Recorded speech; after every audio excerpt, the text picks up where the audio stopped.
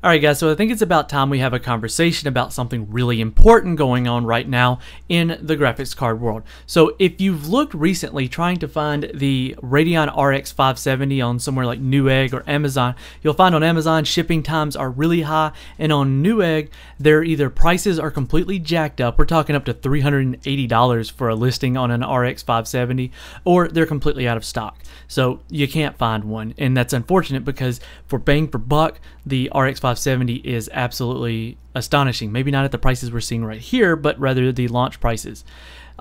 Similar things going on with the 580.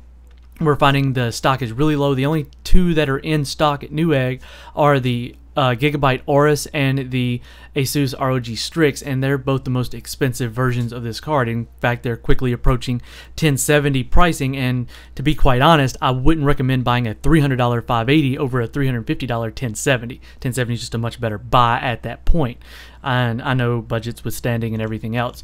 But what is going on here is well, remember a few years ago, in case you don't or you weren't really into the scene a few years ago, around the launch of the Hawaii cards, Bitcoin mining exploded. Not necessarily Bitcoin mining because it had moved over to ASICs, but rather GPU mining, things like Litecoin, Feathercoin.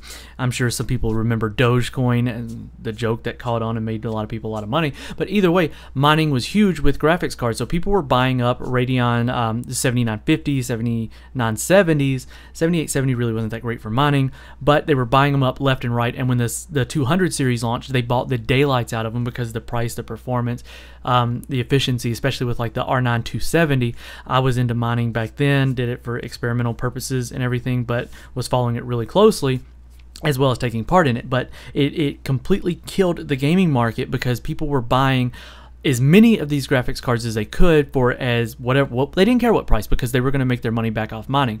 Well, now Ethereum is taking off. Bitcoin's at an all-time high, and Ethereum is riding right behind it. And because ASICs haven't entered this market, GPU mining is still more than viable. So a lot of people are mining Ethereum using the RX 470 and 570 predominantly because of their efficiency. They're great cards. They churn out high numbers, hash rates, as well as they remain profitable provided your electricity bill can stay in check depending on where you are. But they're huge for that, and people are buying them by the droves. In fact, you don't have to look very far. I mean, you go over to Reddit, and there's a picture from the other day at a micro center, this guy buying a stack of RX 570s by VisionTech, and while that looks good, and I get that, you think, well, look, this guy's buying. Well, he's not gaming with them. He's just beating the daylights out of them and mining, which, yeah, I mean, he does what he wants to. I mean, people can spend their money how they want to and do what they want to, but this takes away from people who are wanting to game with these cards because, again, the value proposition that the 570 or the 470 offers. There's even a video put up a few days ago, put a link to that somewhere, we'll try to anyway, maybe in the card in the upper right hand corner, of a guy that's got a literal farm of RX 480s.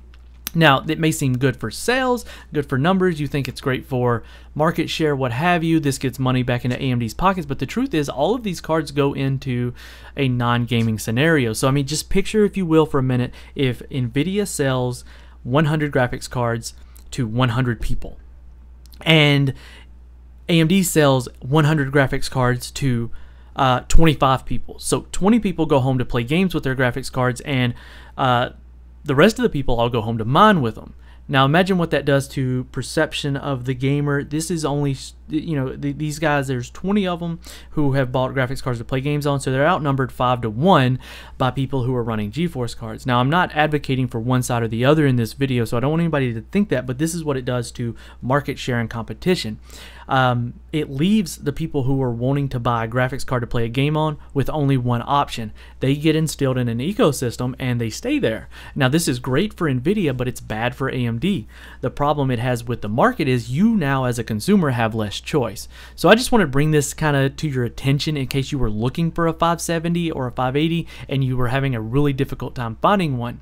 So, mining is back, mining is big. We don't know how it's going to last, but that's kind of where we are, and that's the state of things at the moment. So that's really all there is to it at the moment. But this has been Keith with WCCF Tech TV, and we will catch you guys in the next video.